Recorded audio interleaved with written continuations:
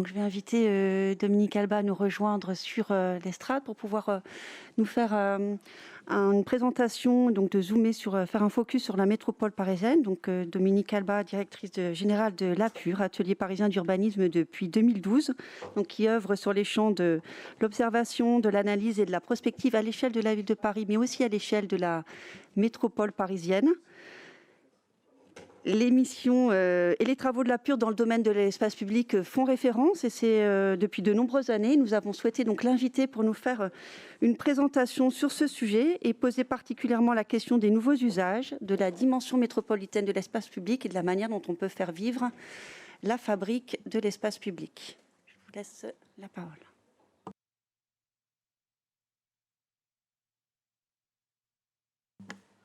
Il faut que je fasse... Ah oui, pardon. Ok. Écoutez, c'est toujours très agréable de venir partager les travaux avec les agences d'urbanisme, d'autant plus qu'elles ont l'air très appréciées par leurs présidents et vice-présidents. Donc bravo à toute l'équipe et à son directeur Didier de Coupigny. Je vais essayer de... En fait, on en a discuté avec Didier et à partir du moment où vous élaborez une charte, mon travail n'est pas, ou en tout cas la présentation ne sera pas de montrer une autre charte. Je ne vois pas trop l'intérêt, mais plutôt de dresser un panorama des actions qui sont menées en ce moment à la fois dans Paris et à l'échelle du Grand Paris, qui de fait résultent de chartes qui ont été signées ou qui sont élaborées par les uns et les autres, mais qui sont en fait des choses mises en œuvre, dont on a imaginé avec Didier qu'elles pouvaient avoir un écho dans en fait, ce qui va se passer à partir d'avril 2022, parce qu'une fois que vous aurez fait tout ce travail, c'est très bien, mais en fait, il faut faire en vrai, quoi. L'espace public, ça comme vous dites, on marche avec les pieds.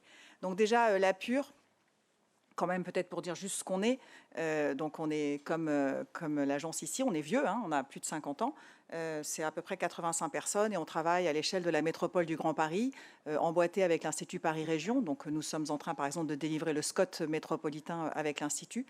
Et puis nous travaillons évidemment aussi de façon tout à fait, je dirais, imbriquée avec la ville de Paris, puisque nous livrons en ce moment le diagnostic préalable de la révision du PLU pour faire un PLU bioclimatique. Et ensuite, on a tout un tas de travaux, je vais dire comme mes copains d'ici, allez voir nos sites web, ils sont plutôt très bien faits. On a 29 partenaires adhérents, ce qui témoigne aussi de ce qu'on a souhaité, ce qui a été souhaité depuis 2014, avec Anne Hidalgo qui a été à ce moment-là élue maire de Paris.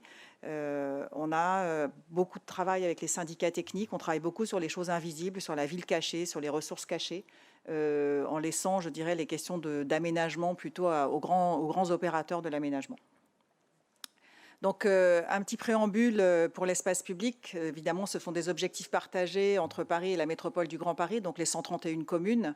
Et c'est ce que vous avez dit, donc on a les mêmes objectifs, c'est bien, puisque après tout, c'est un peu les mêmes gens et les modes de vie ne sont pas si différents. Donc apaisement, transport collectif, révolution numérique aussi, vous n'en avez pas beaucoup parlé, mais on pense que là, il y a un immense champ qui est en train de s'installer. La désimperméabilisation des sols aussi, dont on a besoin dans les zones très denses, et tous les nouveaux usages. Vous avez parlé du Covid qui a permis de comprendre que la rue avait de l'importance, et pas uniquement quand on y habitait, malheureusement, mais tous les jours. Donc cet espace, il est très sollicité, mais aujourd'hui, il doit accueillir de nouvelles offres de mobilité. Et j'ai pas mis les drones, mais demain, on sait qu'il y aura aussi les drones. On fera des travaux sur l'espace du ciel. Je pense que c'est quelque chose dont les agences d'urbain vont s'occuper. Donc tout ce que vous connaissez, trottinettes, scooters, etc., etc. Et surtout les piétons. On a parlé de la marche. Vous avez parlé des petits trajets. Il faut savoir que la moitié des trajets en voiture dans la métropole du Grand Paris font moins de 4 km. Et donc, si on enlevait la moitié des trajets, on n'aurait plus de problème ni de bruit, ni de pollution, ni de saturation du réseau, etc. Donc, ça peut donner des idées. Voilà. Mais pour marcher, il faut être bien et il faut pouvoir s'asseoir. Donc, ça, c'est la question du banc, qui parfois est un objet délicat, puisque le banc, on peut aussi avoir des mésusages sur les bancs. Donc, ça peut poser problème. Et puis, il faut pouvoir boire. Donc, la présence des fontaines à eau potable, qui font que le piéton peut avoir du plaisir à être dans l'espace public. Et puis, la question du design et des objets, où en fait, le premier design de l'espace public, et sur ce quoi on s'est mis d'accord tout le monde, c'est le vide. C'est-à-dire pas de choses. Enlever, comme je dis, désencombrer, réparer et planter. qui sont les trois éléments en fait structurants. Aujourd'hui, Emmanuel Grégoire, qui est le premier adjoint auprès de la maire de Paris, a lancé un manifeste pour l'esthétique de l'espace public parisien. Donc on a fait tout un travail avec quasiment tous les élus pour les aider. Et la première chose, c'est d'enlever. D'ailleurs, c'est ce qui commence à se passer maintenant. Une évolution conjoncturelle quand même qu'on ne peut pas laisser de côté. Qu'est-ce qui s'est passé pendant le Covid avec des déplacements qui ont diminué, avec une réorganisation des fonctions urbaines de l'espace public qui s'est un peu accélérée. En tout cas, dans l'espace francilien, on a beaucoup moins de déplacements par jour, plus courts, et beaucoup de gens qui ne se sont pas déplacés. Donc on a une désaturation en fait du système qui possiblement peut s'installer. Ce qui est quand même intéressant. Alors évidemment, ça pose des problèmes de recettes. Mais globalement, on ne peut qu'apprécier le fait d'être moins congestionné quand on se déplace dans l'espace public, quel que soit son mode de déplacement. Et puis, donc là, je vais rentrer dans le premier chapitre, c'est donner la situation du Grand Paris. Donc le Grand Paris, voilà, c'est cette espèce d'explosion que vous avez sur la carte, qui sont les transports en commun à nouveau à horizon 2030. Et donc, vous voyez Paris, vous le voyez, on ne le voit plus. Et donc, vous avez des transports en réseau lourd, le réseau du Grand Paris Express, des extensions de lignes de métro, des tramways, des bus à haute qualité de service. Donc, on a une explosion, je dirais, de l'accessibilité grand parisienne, ce qui veut dire que l'espace public va donc être encore plus sollicité, avec de la multimobilité, un fort potentiel de rabattement à pied à vélo sur les gares du RER et du Grand Paris Express, puisque la quasi-totalité des habitants de la métropole du Grand Paris, et voire plus quand on est le long d'une ligne de RER, seront à moins de 2 km d'une gare. Et donc, si on a un espace adapté, on doit pouvoir y aller avec un mode doux. Mais à l'inverse, on a un espace public dont les largeurs de voies sont très très limitées. Et donc ça, c'est un travail que vous pourriez faire en complément des premiers chiffres qui ont été montrés sur le nombre de rues. Il n'y a pas uniquement le nombre de rues, il y a la largeur de ces rues. Je ne sais plus, c'est vous qui me disiez, Monsieur le Président, comment vous faites pour faire passer votre tramway dans la voie qui est trop petite. Vous voyez qu'en fait, sur ces cartes, la première colonne, c'est les voies qui font plus de 12 mètres. Qui sont inférieures à 12 mètres, et donc celles dans lesquelles c'est très très difficile de faire passer tout ce que vous voulez. Donc en gros, la majorité des rues de la métropole du Grand Paris sont des petites rues. Il n'y a que dans Paris où on a en fait beaucoup de rues assez larges. Et donc dans Paris, si vous voulez, on a en gros, quand on fait ce carroyage, on a 28% d'espace public dans Paris et de 10 à 15% en dehors de Paris. Donc on a un vrai problème de la hiérarchie de ces voies, et donc on doit collectivement travailler à comment on s'organise par rapport à ces voies. Ce qui a conduit d'ailleurs la Société du Grand Paris. Vous voyez, donc on a fait ce carroyage qui montre la densité d'espace public en lien avec les nouvelles gares, et puis avec les gares existantes quand elles sont en noir. Et donc ça a conduit, et on le verra, où est-ce qu'il est, je l'ai peut-être enlevé, la Société du Grand Paris à faire un travail sur les comités de pôle pour avoir un travail collectif sur comment on accède aux gares. Parce qu'en fin de compte, un certain nombre des nouvelles gares n'avaient pas de voie pour accéder aux gares. Donc c'est bête, mais c'est des choses qu'on ne regarde pas ensemble. On pense qu'il y a toujours des rues. En fait, il n'y a pas toujours des rues. Et je crois qu'avec les éléments que vous avez montrés, vous pourriez peut-être faire ce petit travail de voir si vous avez vraiment partout des rues. Parce que ça peut être un problème. Et dans les opérations d'aménagement, on n'aime pas trop faire des rues parce qu'on préfère vendre du foncier. Voilà. Mais plus on a de rues, plus on peut densifier. Donc il faut voir. Donc, au-delà de ces transformations liées au transport en commun et des chartes dont on a parlé, j'ai choisi de vous présenter quelques stratégies collectives à différentes échelles. Donc, il y a d'abord à la très grande échelle, et donc là, c'est l'échelle de tout le réseau. Il y a eu cette consultation dont vous avez peut-être entendu parler, qui s'appelait la consultation pour les routes du futur, qui était vraiment à l'échelle du système francilien, avec un système route, transport en commun métropolitain intégré. Je ne vais pas rentrer dans le détail de ce document, mais ce que les équipes en fait retenues ont indiqué, c'est d'abord l'importance des voies réservées au transport en commun et au covoiturage sur les réseaux magistrales, en particulier en grande couronne et dans les interfaces avec la petite couronne. Et puis l'abaissement des vitesses, qui était pour toutes les équipes aussi un levier de facilitation d'usage de l'espace public, donc le boulevard périphérique à 50, une zone à 50-70, enfin, etc., etc. Et pourquoi pas, aujourd'hui, je dirais, ces documents ont déjà 2 ans, pourquoi pas du 30 à l'heure dans certaines parties des villes telles qu'on le pratique aujourd'hui. Une autre démarche collective à grande échelle, ce sont les plans vélos. En fait, aujourd'hui, on a, grâce à la crise Covid, tout simplement, on a vu accélérer le plan vélo régional, le plan vélo métropolitain et des boucles cyclables qu'on avait, nous, identifiées dans le cadre de l'accompagnement des Jeux Olympiques Paris 2024. Donc je dis ça parce que je pense que ça, comme des grandes promenades par exemple qui pourraient irriguer le territoire, pourraient faire des choses en commun de déclinaison de la charte pour que les gens aient des grandes promenades identifiées. Aujourd'hui, le territoire d'Est Ensemble a lancé une promenade de 42 km, évidemment c'est un marathon, pour relier les 9 communes de son territoire. Mais on se disait qu'avec le vélo, en faisant quelque chose d'assez intelligent, on peut peut-être coupler vélo, tourisme aussi délocalisé, c'est-à-dire emmener les gens avec des vélos dans des endroits qui ne sont pas forcément très pratiqués, mais ça permet de faire du commun à partir d'une charte. Une autre chose, et c'est ce que je voulais vous montrer sur l'arrivée du Grand Paris Express, évidemment que tout le monde attend d'un réseau de transport ou d'une qualification d'espace public la réduction des inégalités. Mais on sait pour autant qu'on ne va pas déplacer des quartiers de bureaux de l'autre côté, si je puis dire, puisque dans la région parisienne, on a à l'ouest du bureau et puis on veut le mettre à l'est. Mais en fait, on continue quand même à le mettre à l'ouest. Chercher l'erreur. Donc nous, on dit, écoutez, on ne va pas tous devenir dingues, donc peut-être associons, mettons en avant dans la réduction des inégalités la facilité de déplacement, donc la qualité de service, offrir du service à tout le monde et lui permettre d'y aller facilement. Donc on a calculé pour toutes les nouvelles gares l'augmentation de l'accessibilité. Clichy-Montfermeil, on augmente de 990% le nombre d'emplois accessibles à 45 minutes. C'est-à-dire que Clichy-Montfermeil va avoir l'accès à un bassin d'emploi, ce qu'il n'a pas aujourd'hui. Les étudiants de Clichy-Montfermeil mettront une demi-heure pour aller à l'université, là aujourd'hui ils mettent 1h30. Donc peut-être qu'avant de déplacer l'université, on va se dire qu'on va améliorer leur accès à la gare, leur donner les moyens d'y aller convenablement et avoir du service en gare. Donc à partir de là, il y a tout un travail sur l'embellissement de l'espace public à proximité immédiate de la gare. Donc on a calculé l'accessibilité à 500 mètres, l'accessibilité à 1000 mètres. On a regardé les coupures urbaines. On a fait remonter au niveau métropolitain les coupures urbaines sur lesquelles il fallait que tout le monde se mette d'accord pour mettre des financements. Et donc, c'est ce qui est en train de se passer avec des petits liens. Ça peut être des tunnels à élargir, des passerelles à créer, donc des petites choses, mais qui font qu'on met dans l'espace public, on associe, je dirais, le réseau de transport et l'espace public. Et puis, donc, vous voyez, on va très loin dans le détail. On a fait ça pour chaque quartier de gare. Et donc, ça permet à chacun des élus de voir un peu ce qu'il a en magasin. Et ça permet aux comités de pôle qui se sont installés de travailler pour essayer d'offrir la meilleure efficacité possible à partir de ce réseau de transport, qui est un réseau de transport souterrain, comme vous le savez.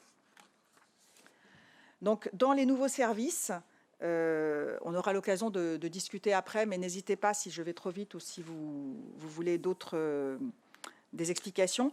Une fois qu'on a réglé la question, je dirais, de la grande échelle, de l'association du réseau magistral, de l'association avec le réseau de transport en commun, dans les nouveaux services, dans l'espace public, on a la logistique. Aujourd'hui, avec l'explosion du e-commerce, avec aussi toutes ces discussions sur le camion qui doit être plus petit, donc le boom du dernier kilomètre, on a un vrai sujet d'encombrement de l'espace public par différents types de véhicules utilitaires. Et donc là, nous, on a fait tout un travail qui dit, OK, on peut avoir très loin du centre les grandes plateformes, mais ensuite, on peut répartir les plateformes intermédiaires et à partir des plateformes intermédiaires, diffuser. Et pour cela, il faut que dans les plans locaux d'urbanisme ou dans les SCOT, mais plutôt dans les plans locaux d'urbanisme ou dans les PLUI, on fasse de la réserve pour les espaces logistiques, comme on a fait de la réserve pour d'autres types d'équipements. Ça peut être à l'intérieur de parkings existants, ça peut être en rez-de-chaussée de certains immeubles, ça peut être aussi dans l'espace public. Donc tout ce travail a été fait et aujourd'hui, on a mis des réserves dans le PLU de Paris en 2006. Aujourd'hui, on est en train de regarder comment elles ont été utilisées. 50% d'entre elles ont été utilisées. Et maintenant, le travail se fait à l'échelle de la métropole. Et l'étape nouvelle qu'on est en train de mener, ce sont de mettre en place des plateformes pour le tri des déchets du BTP. Donc je dis ça parce que ça concerne aussi l'espace public au sens où c'est peut-être pas la rue, mais c'est l'espace vide dans lequel il se passe beaucoup de choses. Donc, on ne va pas rentrer dans le détail, ça serait trop long, mais Didier, on en reparlera à l'occasion. Donc, c'est pour vous montrer un peu comment ça se fait dans le PLU de Paris. Donc, on avait 62 parcelles réservées, 20 sites en projet. Donc, dans une ville hyper dense, donc évidemment, le même travail peut se faire dans n'importe quelle commune, dans tous les PLUI. Et d'ailleurs, on le fait, on accompagne les PLUI pour aussi les aider à faire ce travail. Ensuite, quelque chose qui est peut-être plus classique, dans l'espace public, et là on se retrouve près de la charte, je dirais, c'est ces enjeux d'adaptation au changement climatique, la question de la végétation, donc un espace public qu'on désimperméabilise pour réduire les îlots de chaleur, avec des techniques qui se différencient en fonction des tissus urbains, comme vous l'avez très bien dit, il n'est pas question de faire un modèle, mais il est question quand même d'aller plus vite collectivement. Un petit point où j'attire l'attention, c'est la question de la canopée des arbres et le rôle des arbres d'alignement sur les îlots de chaleur urbains et le confort de la marchabilité. Je pense que ça, c'est un élément sur lequel on peut assez facilement se mettre d'accord. Les alignements d'arbres, ça crée aussi des continuités paysagères, ça fait du lien, puisqu'on les voit dans le paysage de la rue. Et donc, on a fait un gros travail à partir de l'intérêt de ces alignements d'arbres, et on va le faire là, à l'échelle de la métropole pour essayer d'avoir des grandes continuités de promenade que les gens puissent identifier et qui soient comme des repères. Et donc, je voulais vous montrer, parce que je pense que c'est ça qui avait attiré l'attention des équipes de l'agence, c'était ce qu'on a fait pour l'espace public parisien, dont vous connaissez les enjeux patrimoniaux, et qui a fait l'objet d'un grand travail pour accélérer le verdissement de l'espace public parisien, qui est en cours aujourd'hui. Donc, nous avons préparé un atlas qui sert en fait de base de travail à l'ensemble des interventions aujourd'hui. Pour rentrer dans cet exemple du verdissement, il y a un préalable, c'est de quelle place on dispose dans l'espace public. Et pour ça, il faut calculer les besoins en stationnement, tout simplement. Parce que, en gros, c'est la voiture qui occupe de la place. On ne va pas aller prendre ça sur les maisons. A priori, on ne démolit pas trop. Et donc, on a fait tout un calcul de savoir si on pouvait récupérer de la place en enlevant du stationnement de surface, parce qu'on a considéré qu'il y avait de la place disponible en sous-sol. Et en gros, on est arrivé à 60 000 places de stationnement qui pouvaient être récupérées pour être installées en ouvrage. À partir de là, on a pu considérer qu'on pouvait avoir une démarche sur la végétalisation. C'est un travail qui se mène aussi à une grande échelle. C'est très compliqué. Si je prends l'exemple des quartiers de gare du Grand Paris, pour 68 gares, on a 132 règlements différents de stationnement qui vont de minimum 2 places à maximum 0 place. Donc, vous voyez, on a tout le panel, et même dans un rayon de 800 mètres autour d'une gare, on peut avoir 4 règlements différents de stationnement. J'attire l'attention là-dessus parce que c'est un point d'achoppement très important, et pour autant, on ne peut pas garantir l'espace public pour tous, tel que vous le déployez dans la charte, sans à un moment se mettre d'accord sur quelques règles de stationnement dans quelques endroits. Pas partout, mais quelques endroits. Et c'était l'idée.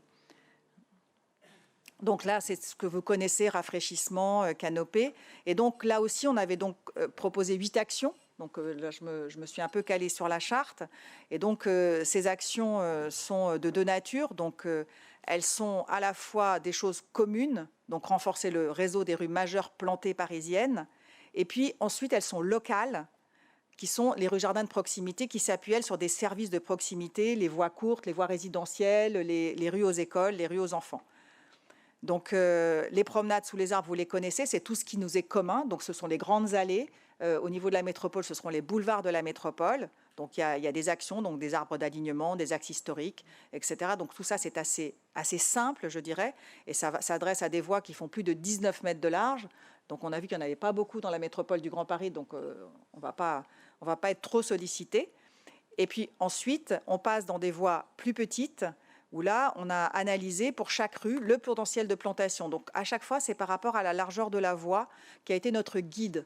Parce qu'en fin de compte, c'est dans l'espace de la largeur de la voie qu'on peut choisir d'organiser les différents services que l'on souhaite offrir au travers de l'espace public.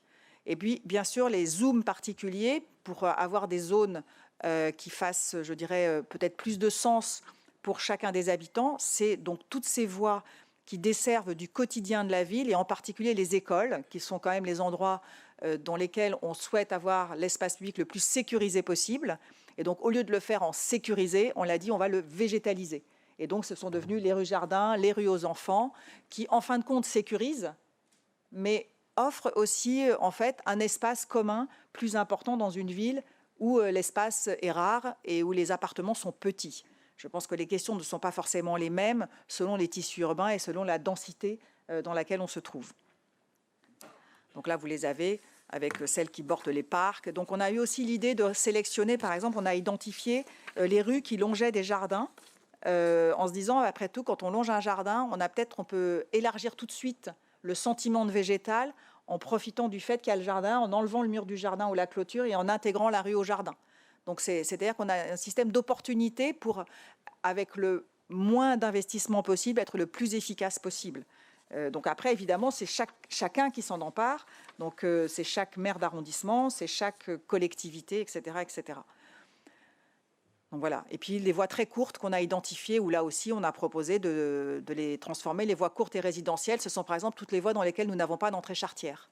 Quand vous n'avez pas d'entrée charretière, ça veut dire que le véhicule, en fin de compte, n'a pas forcément de circulation obligatoire ou de stationnement obligatoire, à part pour desservir au sens du service pratique, je dirais. On déménage, on a une personne âgée, on se casse la jambe, enfin des choses comme ça. Donc voilà les réalisations. Et donc tout ça, c'est fait avec un atlas qui est décliné par arrondissement et qui est à la disposition. Donc nous, maintenant, c'est plus notre travail, je dirais, ça se met en œuvre tout seul. Un autre élément que je voulais vous montrer qui, à mon avis, peut être intéressant d'en faire du lien avec tous les travaux que vous êtes en train d'engager, c'est la pratique du sport. C'est très tendance, hein, c'est pas uniquement l'effet JO, on a de plus en plus de gens qui pratiquent le sport dans l'espace public. Et donc, on est en train de faire, donc là, je vous le montre sur Paris, donc des parcours sportifs qu'on a identifiés, qui permettent aussi d'offrir de l'équipement de plein air, en tout cas si je puis le dire, dans l'espace public, là où on a assez peu de jardins et de parcs. Et là, avec les boucles cyclables, on fait aussi des boucles sportives olympiques pour emmener en fait tout le territoire métropolitain dans le même dispositif. Alors, un dernier point, c'est les nouvelles méthodes. Donc là c'est compliqué. On s'est engagé, donc la Pure a été très engagée là-dedans, mais il se trouve que moi j'ai une pratique professionnelle 20 ans libérale, où j'ai fait beaucoup de co-construction et de participation dans les années où ce n'était pas encore la mode. Et c'était plutôt à Rennes qu'on faisait ça, qui était toujours très en avance sur tous ces sujets-là. Et donc, on a 7 places ont été identifiées par les élus parisiens. Et on nous a demandé d'aider les services à trouver une nouvelle façon d'engager la transformation de ces 7 places. Donc, c'est comme si vous choisissiez dans la métropole de Lille 7 endroits dans lesquels vous allez accélérer la transformation. Donc, on s'est dit, il faut que ça soit fait vite, pas cher et avec les gens. Bon, OK. Donc, ça a commencé, on a fait un séminaire de travail avec l'ensemble des services techniques, plus des acteurs impliqués, des chercheurs, des experts, pour se mettre d'accord sur quelque chose. Et un des exemples qu'on a beaucoup utilisé pour la place de la Nation, ça a été que les rues ne feraient jamais plus de 12 mètres de large parce qu'en fin de compte, au-delà de 12 mètres, vous êtes obligé de mettre une protection pour le piéton. Donc, sur chaque place, on allait faire en sorte de réduire la chaussée à 12 mètres. Ce qui nous fait économiser cet objet piéton avec le feu, etc., et qui nous donnait une grille d'amplification de l'espace dédié au public. Et donc, sur la place de la Nation, on a fait ce schéma qui n'était pas un projet pour dire le rond du milieu, on l'élargit. Mais sauf qu'une fois qu'on l'a élargi, donc voilà le schéma. Mais dans la méthode, on a d'abord mis une protection en béton, que vous voyez sur l'image, en disant on va voir ce que ça donne. D'abord, ça rassurait les élus sur la question de l'embouteillage, évidemment.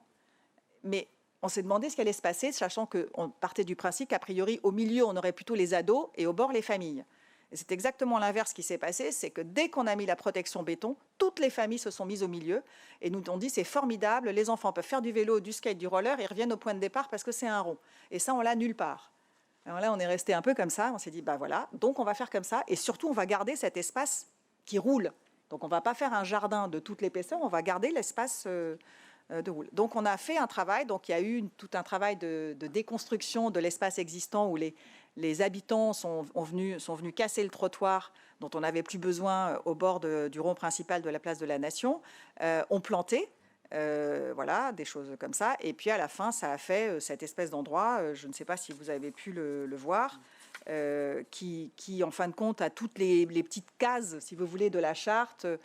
Toutes les choses, on désimperméabilise, on plante, c'est convivial, c'est intergénérationnel, enfin c'est tout ce que vous voulez, vous mettez toute la boîte de crayons de couleur, elle y est, sauf que ça s'est fait en fait d'une manière extrêmement simple, avec 12 mètres, on met le machin temporaire, on s'aperçoit qu'en fin de compte, les habitants utilisent l'espace d'une certaine façon, on met un collectif d'architectes au milieu dans un container, ils travaillent avec les habitants, on définit la chose, on explique aux services en charge des jardins qu'ils ne vont pas faire un grand jardin partout parce qu'ils vont laisser un espace pour que les gens fassent du vélo et qu'on ne va pas faire du surdesign. On met des mobiliers classiques, on les déforme un peu, on met une fontaine et puis on attend et on voit comment ça se passe et ça se passe très bien. Voilà. Et c'était ça que je voulais vous raconter et je pense que c'est ma dernière slide. Donc je suis à votre disposition pour les questions. Donc si je résume, c'est plutôt l'idée de dire il y a plusieurs outils qui sont à disposition pour faire vivre une charte. On a l'outil sport, on a l'outil grande promenade, on a l'outil identifier des lieux et se lancer dans un grand travail collectif sur ces lieux. On a évidemment un travail à l'échelle du réseau magistral articulé avec les réseaux de transport en faisant très attention aux intermodalités, etc., etc., etc. Voilà, merci. beaucoup.